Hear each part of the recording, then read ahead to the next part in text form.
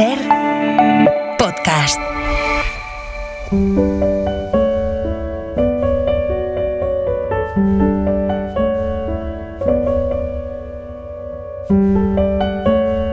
Un libro, una hora. Dirigido por Antonio Martínez Asensio. Bienvenidos al podcast de Un libro, una hora. En este episodio os vamos a contar Vuelo nocturno, de Antoine de Saint-Exupéry. Saint-Exupéry nació en Lyon el 29 de junio de 1900. En 1920 cumplió el servicio militar en la Fuerza Aérea y a partir de entonces la aviación se convirtió para él en la gran pasión de su vida. El 31 de julio de 1944 despegó de un campo de aviación de Córcega para cumplir una misión de la que no regresaría jamás. Escribió El Principito, novela por la que siempre será recordado, pero también es autor de novelas como Correo del Sur, Tierra de Hombres, Piloto de Guerra y Ciudadela, publicada póstumamente. Vuelo nocturno se publicó en 1931. Es un libro que profundiza en el sentido del deber, en el destino, en la condición humana. Es casi una novela de aventuras, pero que va mucho más allá. Es triste, profundo, emocionante y conmovedor. Vamos allá. Las colinas bajo el avión ya ondaban su surco de sombra en el oro del atardecer. Las llanuras se tornaban luminosas, pero de una luz inextinguible. En aquel país nunca dejan de reflejar su oro, así como tras el invierno nunca dejan de reflejar su nieve. Fabián, el piloto que lleva el correo de Patagonia desde el extremo sur hacia Buenos Aires, reconoce la llegada de la tarde por esas ligeras arrugas que apenas dibujan las nubes tranquilas. Se adentra en una ensenada inmensa y dichosa. Siente que podría estar dando un paseo casi como un pastor. Los pastores de Patagonia van de un rebaño a otro sin apresurarse. Él va de una urbe a otra. Es el pastor de las pequeñas urbes. A veces, tras 100 kilómetros de estepas más deshabitadas que el mar, se cruzaba con una granja perdida que parecía dejar tras de sí, en una marejada de praderas, su cargamento de vidas humanas. Así que saludaba con las alas a aquel navío. Se divisa San Julián, aterrizaremos dentro de 10 minutos. El oficial de radio transmite la noticia a todas las estaciones de la línea. A lo largo de 2.500 kilómetros desde el estrecho de Magallanes hasta Buenos Aires, se suceden escalas semejantes. Esta surge en los albores de la noche. El oficial de radio tiende un papel al piloto donde le dice que hay tantas tormentas que las descargas inundan sus auriculares y le pregunta si harán noche en San Julián. Fabián sonríe. El parte dice que el cielo está despejado y hay viento nulo, así que responde que proseguirán. El oficial de radio cree, sin embargo, que las tormentas se instalan en algún lugar como los gusanos se instalan en la fruta.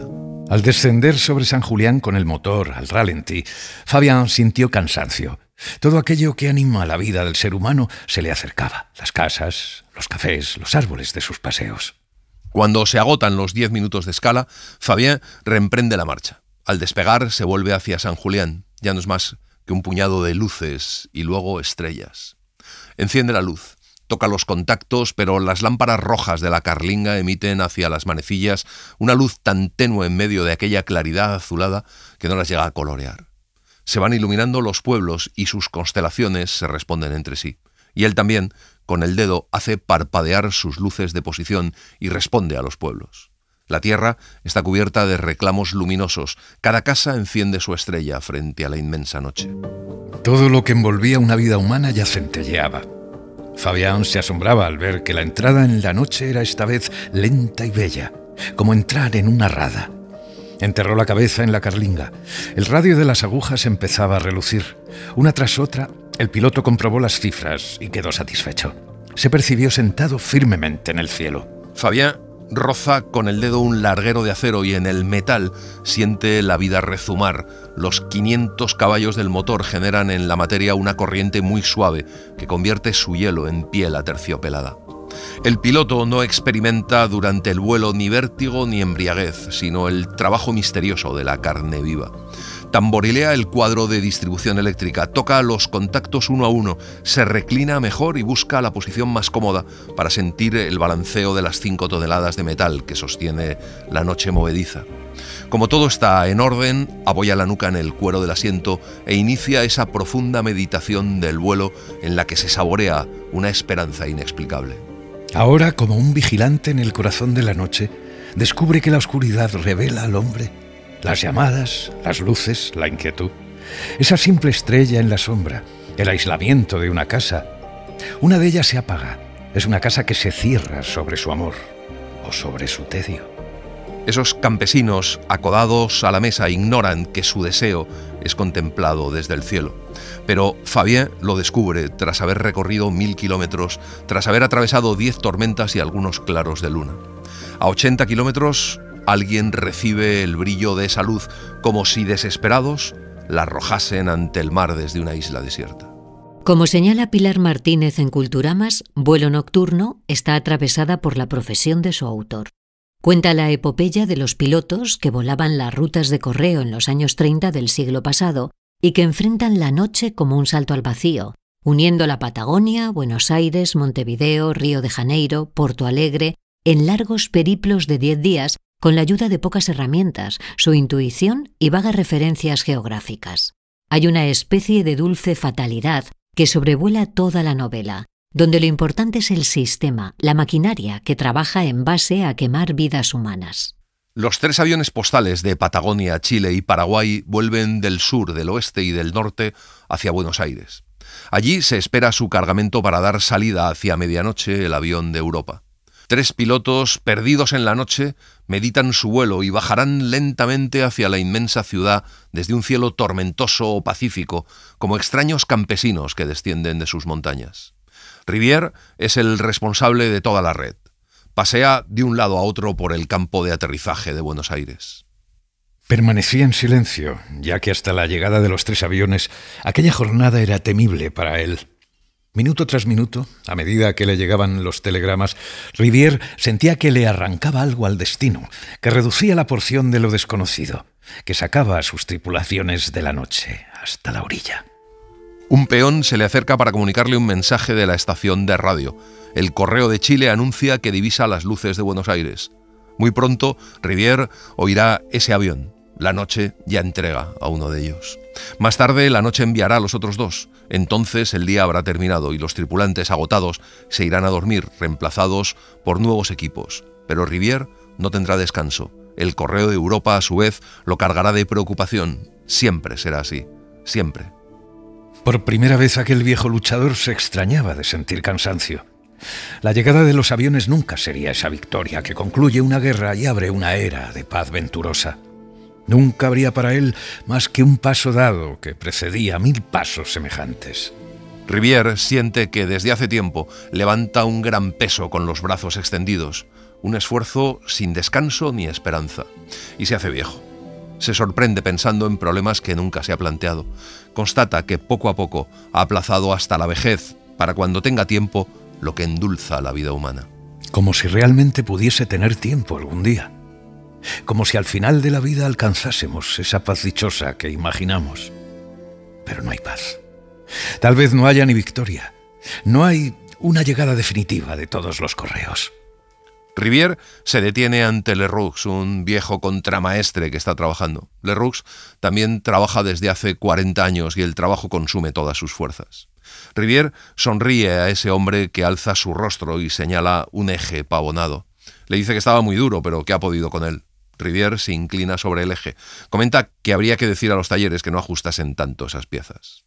Pasa un dedo sobre las huellas de gripado y mira de nuevo a Leroux.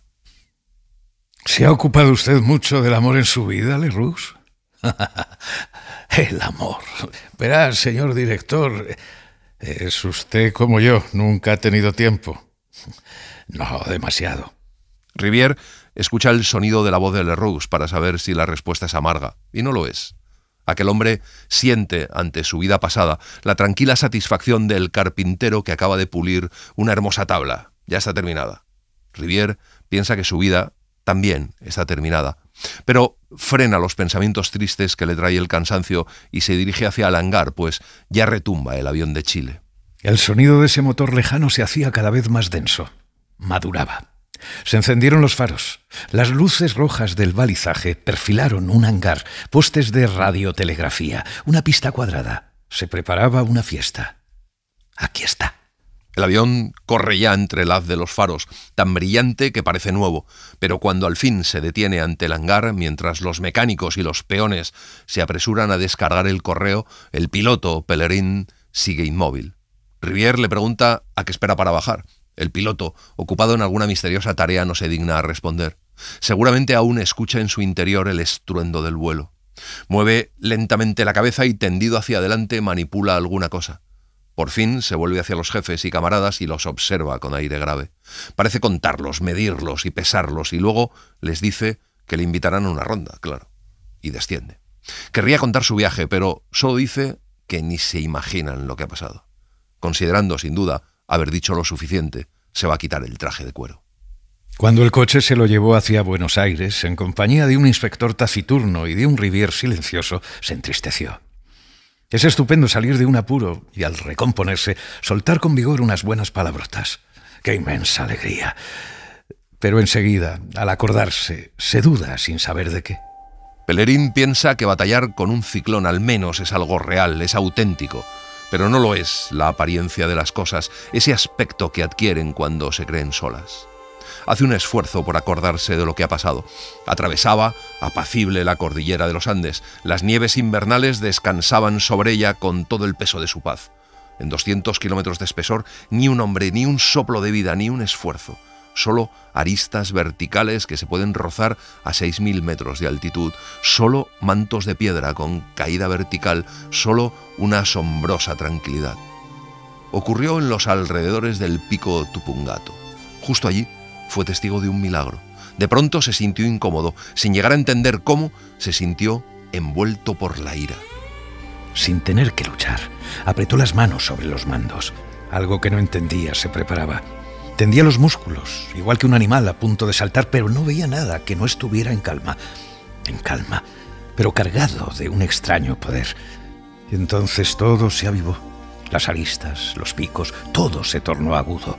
Se lo sentía penetrar como rodas en el viento duro. De repente le pareció que viraban y derivaban a su alrededor, cual gigantescos navíos que se preparan para el combate. El polvo ascendía, flotaba suavemente como un velo a lo largo de las nieves. Toda la cordillera a sus espaldas parecía fermentar. De un pico justo delante brotó la nieve, un volcán de nieve, y luego de otro pico hacia la derecha, y así todos los picos se inflamaron uno tras otro. Fue entonces cuando, con los primeros remolinos del aire, oscilaron las montañas alrededor del piloto. Tan solo recordaba haberse debatido con rabia entre aquellas llamaradas grises. Reflexionó.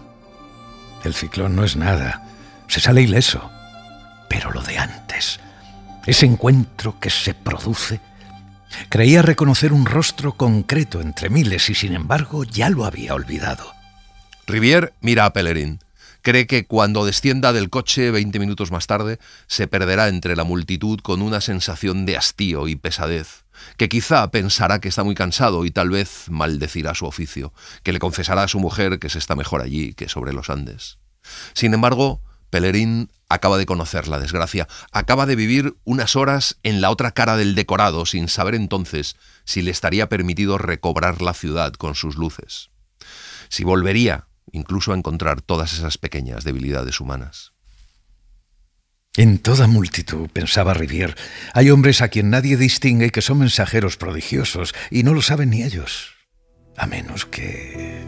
Pellerin mantiene toda la grandeza de saber simplemente mejor que nadie lo que vale el mundo vislumbrado bajo cierta luz y de rechazar las aprobaciones vulgares con un profundo desdén, porque también Rivière lo ha felicitado. Pellerin explicó primero su retirada interrumpida, como si no hubiera tenido otra opción, porque después no vio nada más. La nieve lo cegaba, pero unas violentas corrientes lo salvaron al elevarlo a 7.000 metros. Más tarde, otras corrientes derribaron a Pellerin, que no entendía cómo, a 3.000 metros aún no había chocado con nada. Era porque ya sobrevolaba la llanura. Por último, explicó que en aquel instante tuvo la sensación de salir de una cueva. Cuenta que la tormenta le seguía de cerca, que era extraña, que la cima se perdía muy arriba entre las nubes de nieve, pero la base se extendía sobre la llanura como lava negra. Rivière se volvió hacia el inspector. Es un ciclón del Pacífico. Nos avisaron demasiado tarde. De hecho, esos ciclones nunca van más allá de los Andes. No se podía prever que este proseguiría su curso hacia el este. El inspector, que no sabe nada de ello, asiente. Parece dudar. Se vuelve hacia Pellerin y la nuez de su garganta se agita, pero no dice nada. Tras un momento de reflexión, mirando fijamente hacia adelante, recobra su dignidad melancólica que lleva consigo como un equipaje.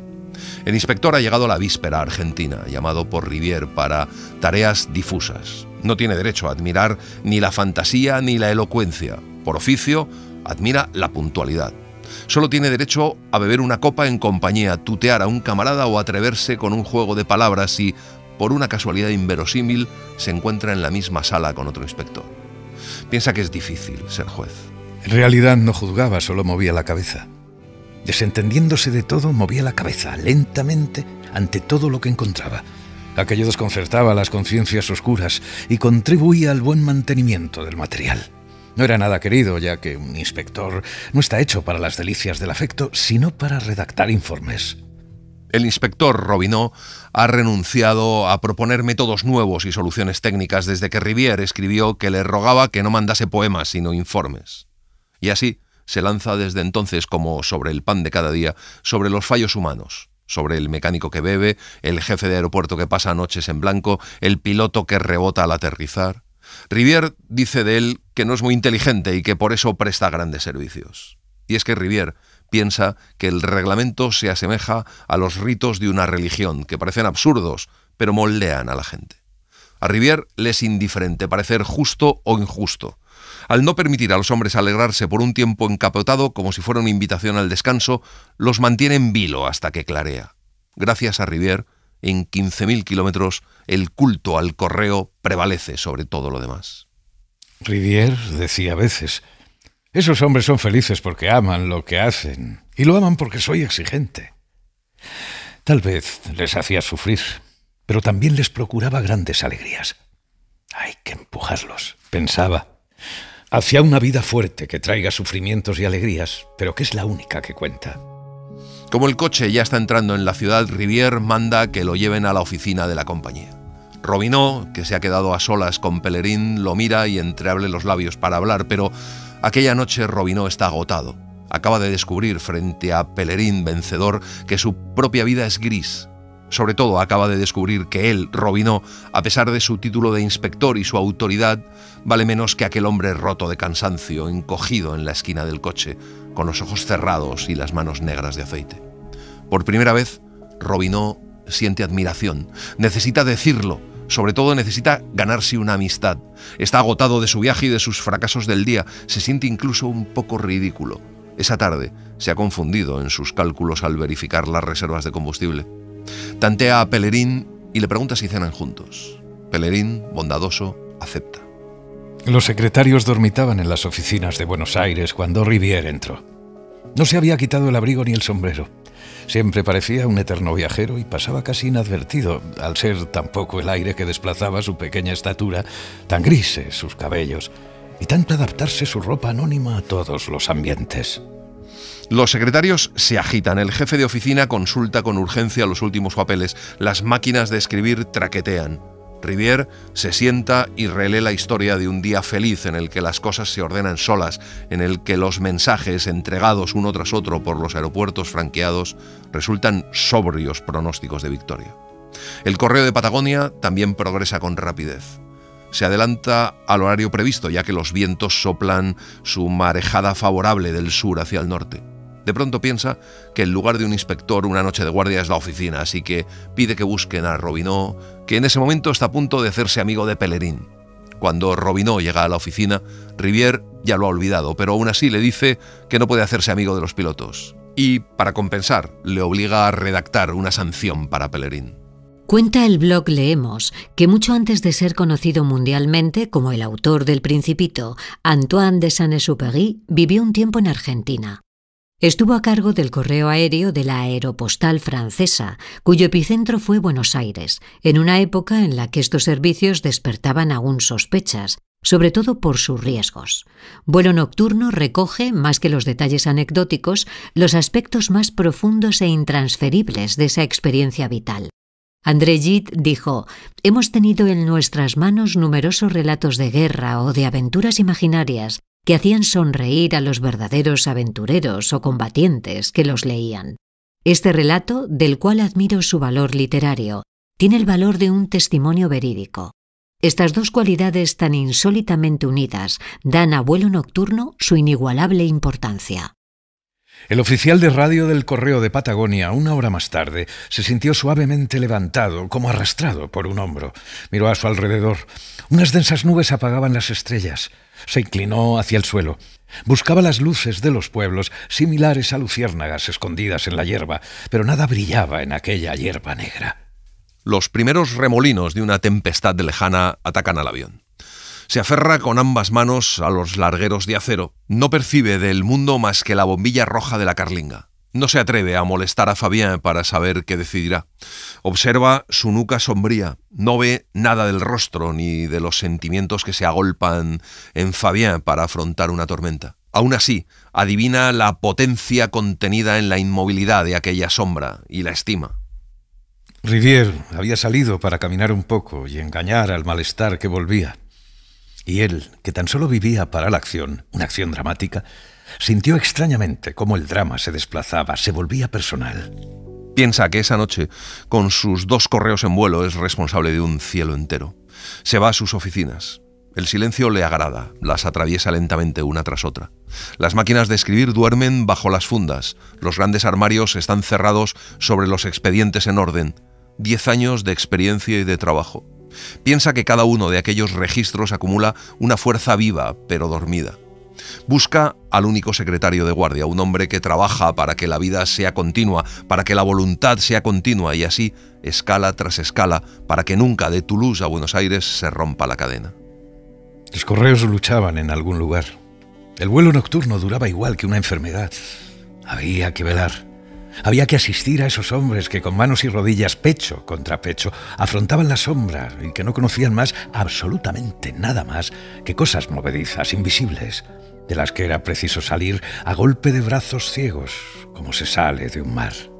Una sola lámpara encendida crea en una esquina una franja clara. El traqueteo de una sola máquina de escribir da sentido a aquel silencio sin colmarlo. Cuando suena el teléfono, el secretario de guardia se levanta y se dirige hacia aquella llamada repetida, obstinada, triste. ¿Qué amenaza trae una llamada que viene de la noche exterior cuando 2 correos están en vuelo? Rivière descubre en su interior una gran amistad por aquel hombre que también carga con el peso de la noche. Piensa que es un camarada de combate. Al volver a su despacho personal, con un legajo de papeles entre las manos, Rivière siente en el costado derecho un intenso dolor que desde hace unas semanas lo atormenta. Se apoya un momento contra la pared, llega hasta su sillón, se siente atado como un viejo león y le invade una gran tristeza. No estoy bien. Es ridículo. Tanto trabajo para llegar a esto. Tengo 50 años. Durante 50 años he llenado mi vida, he formado, he luchado. He cambiado el curso de los acontecimientos y ahora es esto lo que me ocupa y me llena. Y supera al mundo en importancia. Es ridículo. Espera, se seca un poco de sudor y cuando se ve libre se pone a trabajar. Consulta lentamente las notas. Aquel dolor en el costado le obliga a pensar en sí mismo. Se pregunta si es justo o injusto. Sabe que si castiga, las averías disminuyen, pero le invade cierto cansancio por haber trazado con tanta dureza aquella ruta. Piensa que la compasión es buena, pero que a los acontecimientos se les ordena y ellos obedecen, que los hombres son pobres criaturas y que también se los crea, o se los aparta cuando el mal pasa por ellos. Rivière está muy cansado. La fiebre le sube acariciante. Vuelve a sonar el teléfono. Le informan de que a última hora han tenido que rehacer el circuito eléctrico porque las conexiones en el avión del Correo de Europa eran defectuosas. Rivière pregunta quién montó el circuito. Le dice que lo comprobarán y que aplicarán sanciones. Rivière reflexiona y luego llama. Pide que telefoneen al piloto del Correo de Europa para que vaya a verle antes de irse. Lo único que tiene en la cabeza es impedir que ese correo dé media vuelta sin motivo. Piensa que si no hace reaccionar a sus hombres, la noche siempre les preocupará. La mujer del piloto, despertada por el teléfono, miró a su marido y pensó, le dejaré dormir un poco más. Admiraba aquel pecho desnudo, bien carenado, que le hacía pensar en un hermoso navío. Él descansaba en esa cama tranquila como en un puerto, y para que nada agitase su sueño, ella borraba con el dedo ese pliegue, esa sombra, ese oleaje. Apaciguaba el lecho con un dedo divino, como si fuera el mar. Ella se levanta, abre la ventana. La habitación domina Buenos Aires. Desde allí observa esos brazos sólidos que dentro de una hora sostendrán el destino del correo de Europa. Se turba. Conoce las sonrisas de aquel hombre, sus precauciones de amante, pero no sus divinas iras en la tormenta. Cuando el piloto abre los ojos, pregunta qué hora es y luego qué dirección lleva el viento. La mujer dice que no lo sabe. Él se levanta y se asoma a la ventana. Ella le pregunta cuántos días se va. Serán 8 o 10. Ella le pone la mano sobre el hombro y se emociona al sentirlo tibio. Le dice que es fuerte, pero que sea prudente. El piloto se ríe y empieza a vestirse. Ella dice que está celosa y él vuelve a reír, la besa y la estrecha contra sus pesados ropajes. Rivière lo recibe. Me gastó usted una broma en su último correo. Dio media vuelta cuando los partes meteorológicos eran buenos. Podía haber pasado. ¿Tuvo miedo? El piloto sorprendido guarda silencio. Frota lentamente sus manos una contra otra. Luego levanta la cabeza y mira a Rivière de frente. Sí. El piloto le cuenta que no veía nada, que el motor empezó a vibrar, pero Rivière dice que el motor estaba perfecto, que lo revisaron luego, que siempre se cree que el motor vibra cuando se tiene miedo. El piloto sale. Rivière se hunde en el sillón y se pasa la mano por su cabello gris. Piensa que aquel piloto es el más valiente de sus hombres, pero aún así, él es quien le protege del miedo. Y piensa que si se descuida, si deja que los acontecimientos sigan su curso ordenadamente, nacen los misteriosos incidentes, como si únicamente su voluntad impidiese al avión quebrarse en pleno vuelo. A veces me sorprendo de mi poder. Lo protejo del miedo. No lo atacaba a él, sino a través de él, a esa resistencia que paraliza a los hombres ante lo desconocido. Si lo escucho, si lo compadezco, si me tomo en serio su aventura, creerá volver de un país de misterio, y solo se tiene miedo del misterio. Rivière se acuerda de las batallas que libró para conquistar la noche. Lanzar una tripulación a 200 km por hora hacia las tormentas, las brumas y los obstáculos materiales que la noche contiene sin mostrarlos, les parecía a todos una aventura tolerable solo para la aviación militar. Pero Rivière sabía que cada noche perdía la ventaja ganada durante el día sobre los ferrocarriles y los navíos. Tras un largo año de lucha, Rivière había vencido. Al principio los aviones tan solo partían una hora antes de despuntar el día y aterrizaban una hora después de la puesta de sol. Cuando Rivière se sintió más seguro de su experiencia, solo entonces se atrevió a mover los correos a la profundidad de la noche. Mientras tanto, el correo de Patagonia abordaba la tormenta y Fabián renunciaba a esquivarla. La juzgaba demasiado extensa, pues la línea de relámpagos se hundía hacia el interior del país y revelaba fortalezas de nubes. Intentaría pasar por debajo y si el asunto se presentaba mal, resolvería dar media vuelta. Está a 1.700 metros. Apoya las palmas sobre los mandos para empezar a reducirla. El motor vibra muy fuerte y el avión tiembla. Un remolino hace descender el avión, que tiembla más fuerte todavía. Fabián cree que se trata de una tormenta local, ya que Trelew, la siguiente escala, anuncia un cielo cubierto en 3/4 partes. Hay que vivir apenas 20 minutos en aquel hormigón negro y, sin embargo, el piloto se inquieta. El oficial de radio le pregunta dónde están, pero Fabián no lo sabe. Se inclina más aún. Cada 30 segundos, para comprobar el giroscopio y la brújula, Fabián sumerge la cabeza en la carlinga. Allí, entre agujas y números, el piloto siente una seguridad engañosa. Si Trelew está cubierta en 3/4 partes, se distinguirán sus luces en las rasgaduras de las nubes. Le dice al oficial de radio que pregunte si sigue el buen tiempo detrás. La respuesta lo deja consternado. Comodoro anuncia: vuelta aquí, imposible, tempestad. Empezaba a adivinar la ofensiva insólita que desde la cordillera de los Andes se abatía hacia el mar.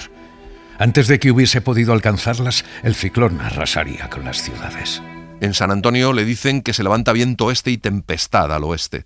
Cielo cubierto en 4/4. Encima, oye muy mal por las interferencias. No sabe si tendrá que dar media vuelta.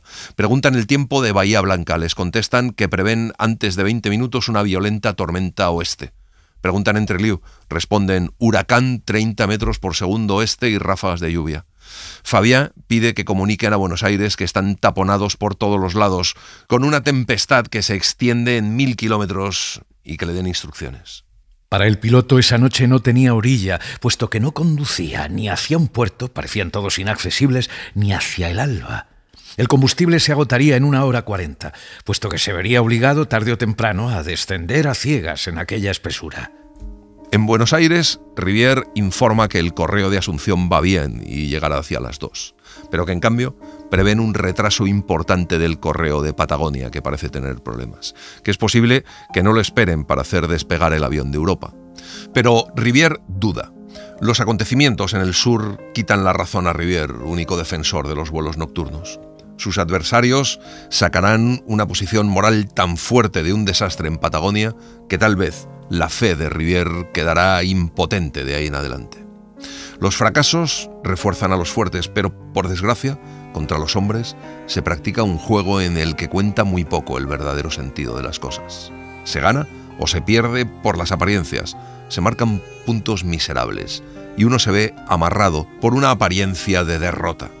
Las comunicaciones son complicadas. En todos los lugares dan mal tiempo.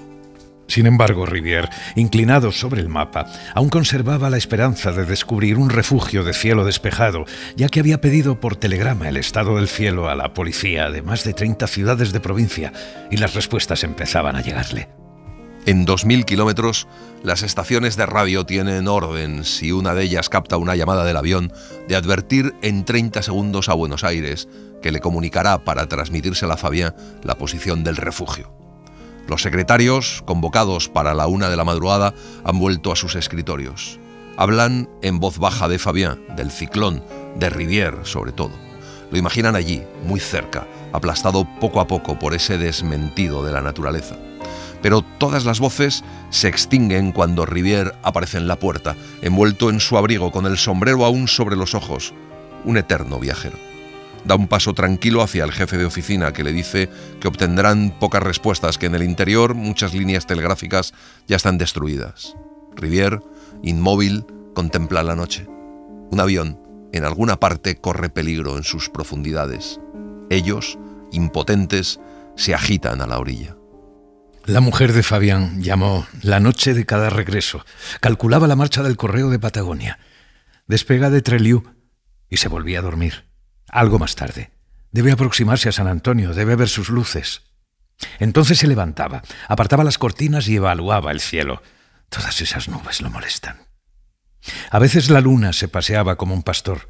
Entonces la joven se volvía a acostar, tranquilizada por esa luna y esas estrellas, esos millares de presencias alrededor de su marido.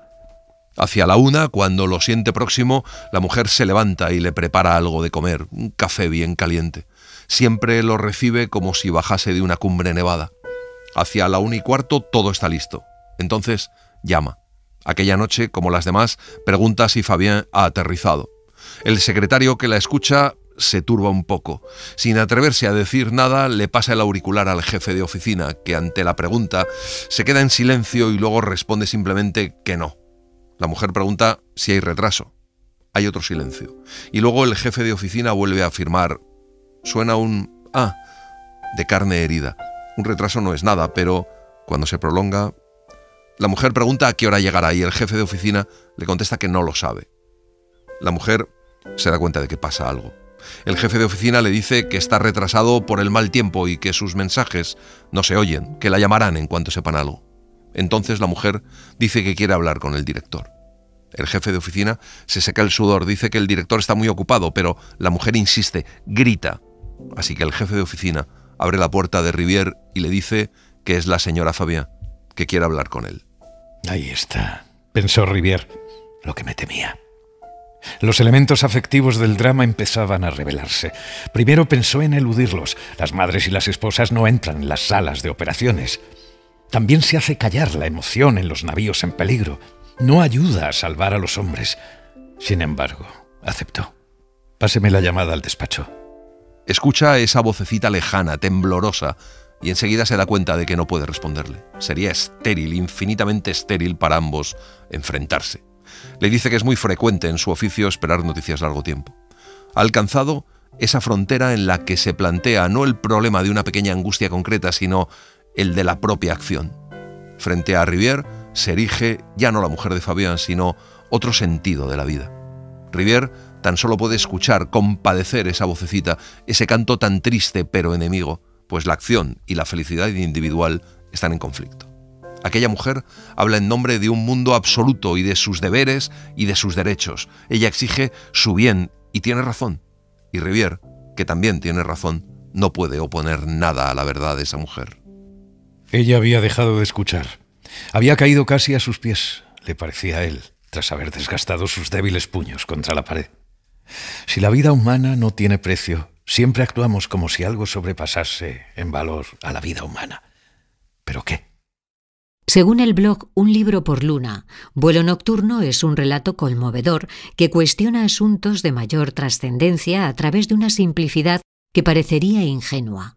En pocas páginas, el autor consigue que sus lectores se planteen preguntas en torno al sacrificio, la forma en que definimos nuestras prioridades, el sentido del deber y, sobre todo, la facultad del ser humano para ceder su destino hacia una causa cuyo impacto nunca podrá ver. Como señala José Feliz Tamayo, esta novela sirve también para profundizar en el sentido humanista de la literatura. La acción que encarnan sus héroes es un motivo para la reflexión sobre la condición humana. De ahí el radical inconformismo que presenta la literatura de Saint-Exupéry, siempre al acecho y a la búsqueda de la bondad y la belleza. Fabien desdobla un papel que le pasa a su oficial de radio, donde dice que es imposible oírse con Buenos Aires y que ya ni siquiera puede manipular, que le saltan chispas en los dedos. Fabien, irritado, quiere responder, pero cuando sus manos sueltan los mandos para escribir, una especie de oleaje intenso recorre su cuerpo. Los remolinos lo elevan en esas 5 toneladas de metal y lo tambalean. Renuncia. Sus manos, de nuevo, se cierran sobre el oleaje y lo dominan. Fabien respira profundamente. Si el oficial de radio recoge la antena por miedo a la tormenta, Fabien le partirá la cara nada más aterrizar. Tiene que entrar en contacto a toda costa con Buenos Aires, como si a más de 1500 kilómetros se le pudiese lanzar una cuerda en aquel abismo.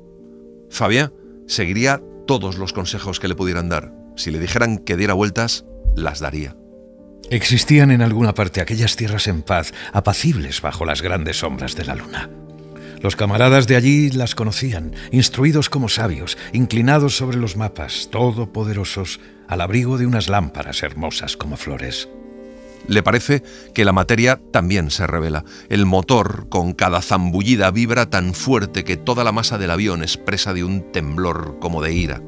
Fabien consume sus fuerzas para dominar el avión, con la cabeza hundida en la carlinga frente al horizonte giroscópico, puesto que fuera ya no distingue la masa del cielo de la tierra, perdido en una sombra en la que todo se mezcla.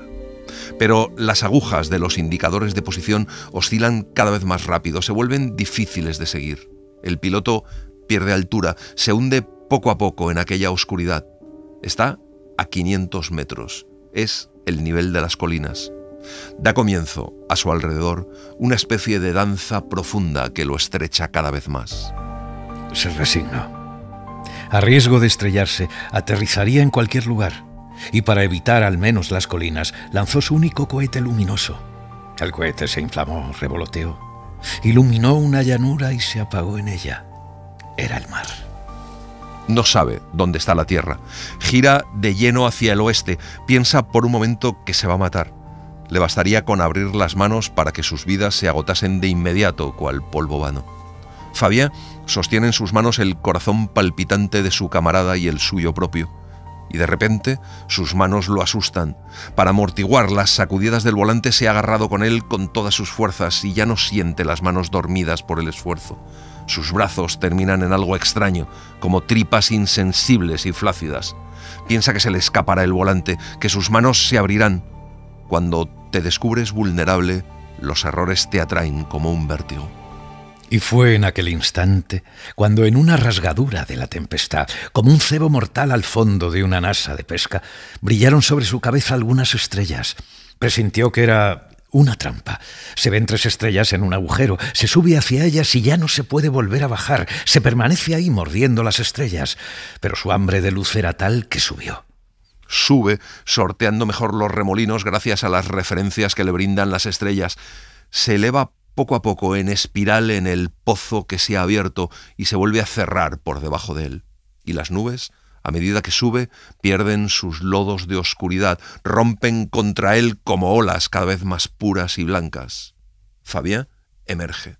Entonces siente una extrema sorpresa. La claridad es tal que lo deslumbra. Tiene que cerrar los ojos por unos segundos. Nunca había pensado que las nubes por la noche pudiesen deslumbrar. Pero la luna llena y todas las constelaciones las convierten en olas radiantes. El avión ha alcanzado de un golpe, en el mismo instante de emerger, una calma que parece extraordinaria. Se halla en una parte del cielo inexplorada y escondida. La tempestad, por debajo de él, forma otro mundo de 3.000 metros de espesor, atravesado por ráfagas, trombas de agua y relámpagos. Fabián creía haber alcanzado limbos extraños, ya que todo se tornaba luminoso. Sus manos, su vestimenta, sus alas. Pues la luz no descendía de los astros, sino que se desprendía a sus pies, a su alrededor, de aquellas provisiones blancas. La luz se propagaba como la leche bañando a la tripulación. Fabián, girándose, vio que el oficial de radio sonreía. Fabián piensa que está completamente loco por sonreír porque están perdidos. Sin embargo, 1000 brazos oscuros lo han soltado. Se han aflojado las ataduras como a un prisionero al que se le deja caminar solo un tiempo entre las flores. Piensa que es demasiado bonito, errando entre estrellas acumuladas con la densidad de un tesoro en un mundo en el que nada, absolutamente nada más que él, Fabián, y su camarada están vivos. Igual que esos ladrones de ciudades fabulosas, atrapados en la cámara de los tesoros de la que no lograrán salir. Entre pedrerías heladas deambulan, infinitamente ricos, pero condenados. Uno de los oficiales de radio de Comodoro Rivadavia, escala de Patagonia, hizo un gesto brusco y todos los que velaban, impotentes en la estación, se recogieron alrededor de aquel hombre y se inclinaron. Anota algunos signos indescifrables y palabras, y así pueden recomponer el texto. Bloqueados a 3008 por encima de la tormenta.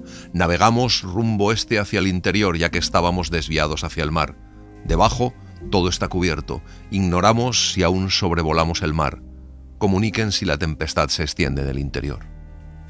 Buenos Aires responde que hay tempestad general en el interior y pregunta cuánto combustible les queda. Media hora. La tripulación está condenada a hundirse en menos de media hora en un ciclón que la arrastrará contra el suelo. Rivière medita. Ya no alberga ninguna esperanza. Esa tripulación se hundirá en algún lugar esa noche. Rivière conoce a la mujer de Fabián preocupada y tierna. Aquel amor apenas se le prestó como se presta un juguete a un niño pobre. Rivière piensa en la mano de Fabián, que por unos momentos aún tiene su destino entre los mandos. Fabián recorre el esplendor de un mar de nubes de noche, pero más abajo está la eternidad.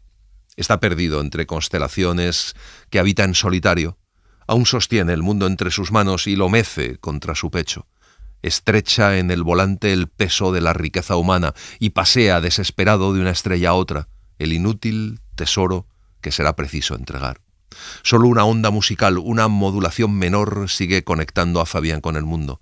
Ni una queja, ni un grito, pero sí el sonido más puro que jamás haya compuesto la desesperanza.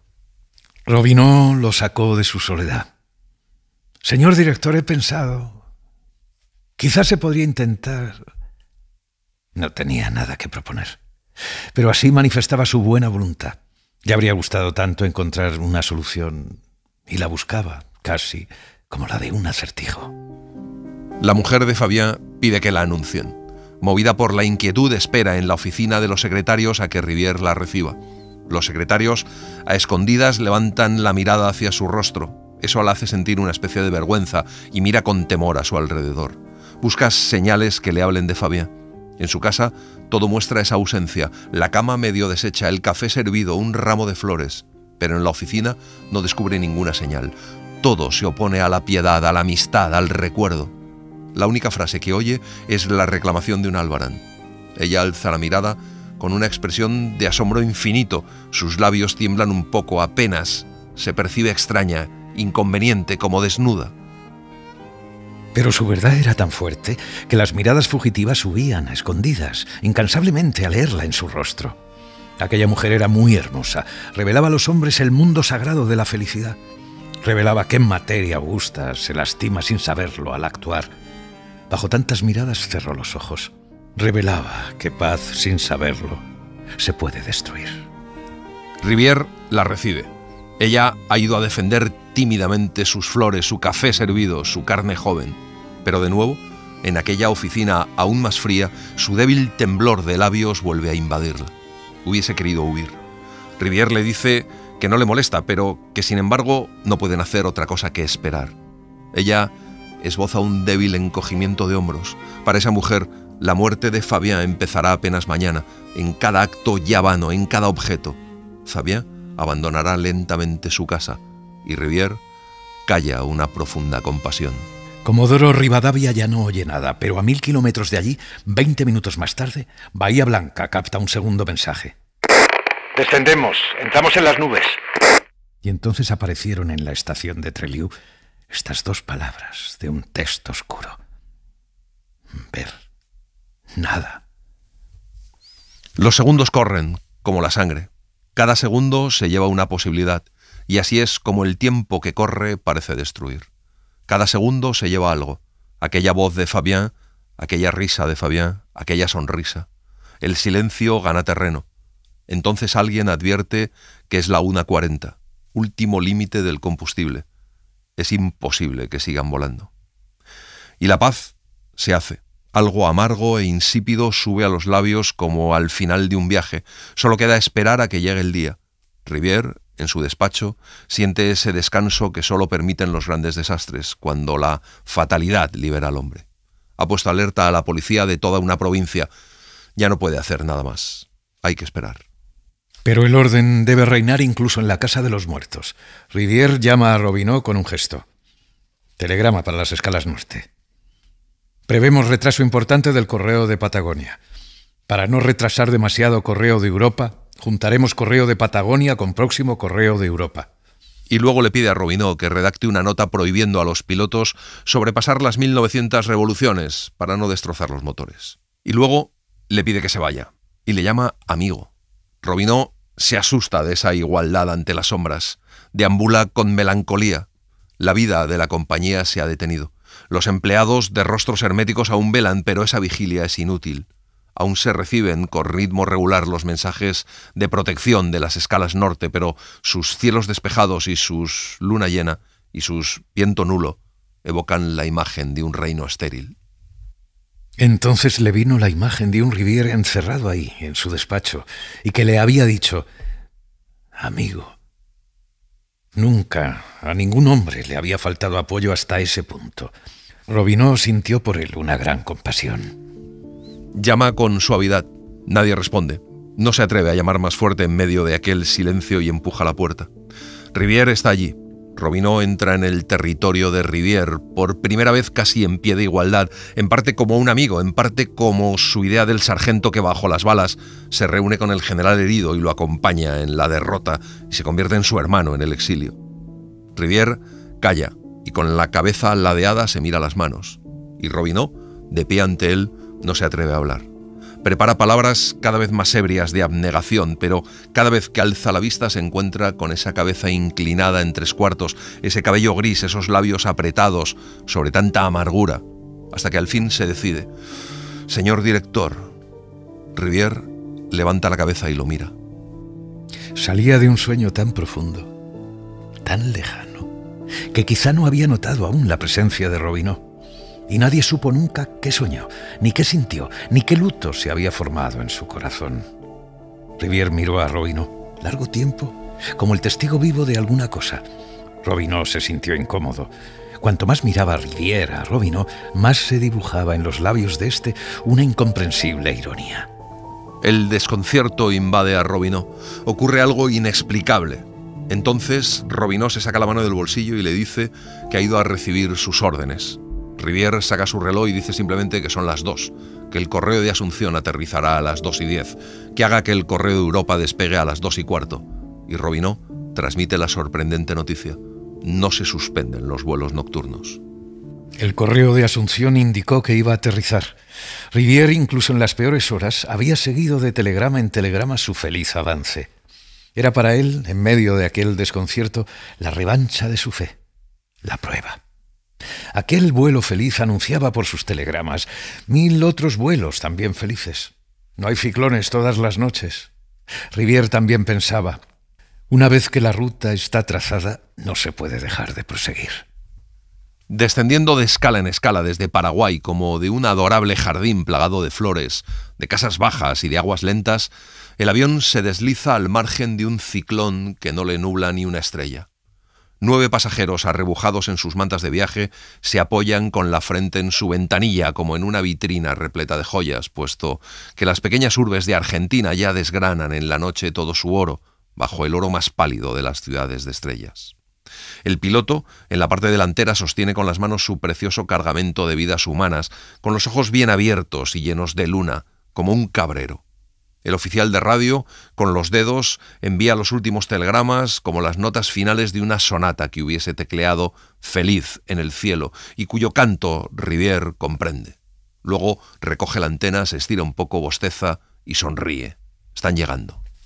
El piloto, tras aterrizar, se encontró al piloto del Correo de Europa recostado contra su avión, con las manos en los bolsillos. ¿Eres tú el que continúa? Sí. Patagonia está aquí. No lo esperamos. Desaparecido. Hace buen tiempo. Muy buen tiempo. ¿Fabián ha desaparecido? Lo hablan poco. Una gran fraternidad los dispensa de las frases. Se trasladan al avión de Europa los sacos de tránsito de Asunción y el piloto, aún inmóvil, con la cabeza hacia atrás, la nuca contra la carlinga, contempla las estrellas. Siente nacer en él un poder inmenso y le invade un placer poderoso. Una voz dice que ya está cargado. Van a arrancar. El piloto no se mueve. Alguien pone su motor en marcha. El piloto va a sentir en sus hombros, apoyados contra el avión, cómo vive aquel avión. El piloto se asegura, al fin, después de tantas falsas noticias, que saldrá. Su boca se entreabre y sus dientes brillan bajo la luna como los de una fierecilla. Un camarada le dice que tenga cuidado con la noche. Él no le oye. Con las manos en los bolsillos, la cabeza hacia atrás, de cara a las nubes, las montañas, los ríos y los mares, empezaba una risa silenciosa, una risa débil, pero que lo traspasaba como una brisa en un árbol y lo hacía estremecerse por completo. Una risa débil, pero mucho más fuerte que esas nubes, esas montañas, esos ríos y esos mares. ¿Qué te ocurre? Ese imbécil de Rivière que se imagina que tengo miedo. En un minuto atravesará Buenos Aires y Rivière, que prosigue su lucha, quiere oírlo, nacer, rugir y desvanecerse. De brazos cruzados, camina entre los secretarios. Ante una ventana se detiene, escucha y medita. Si hubiese suspendido un solo despegue, la causa de los vuelos nocturnos estaba perdida. Pero, adelantándose a los débiles, que mañana lo desaprobarán, Rivière, durante la noche, ha lanzado esta nueva tripulación. Las palabras victoria o derrota carecen de sentido. La vida está por encima de esas imágenes y ya prepara imágenes nuevas. La derrota que ha sufrido Rivière es tal vez una incursión que aproxima la verdadera victoria. Solo cuenta el acontecimiento en curso. Dentro de 5 minutos, las estaciones de radiotelegrafía habrán alertado a las escalas. En 15.000 kilómetros, el estremecimiento de la vida habrá resuelto todos los problemas. Ya sube un canto de órgano, el avión, y Rivière, con pasos lentos, vuelve a su trabajo entre los secretarios, que su mirada severa encorva. Rivière el grande, Rivière el victorioso, que sostiene su pesada victoria.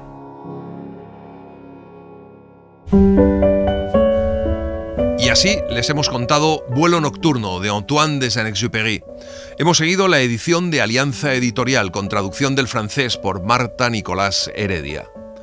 Gracias por estar ahí y gracias por leer. Un libro, una hora, en la cadena SER.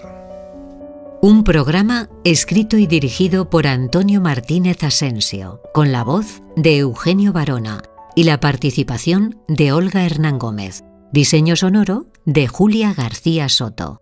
Edición y montaje de sonido de Pablo Arévalo. Y en las redes, Laura Martínez Pérez. Para no perderte ningún episodio, síguenos en la aplicación o la web de la SER, Podium Podcast o tu plataforma de audio favorita.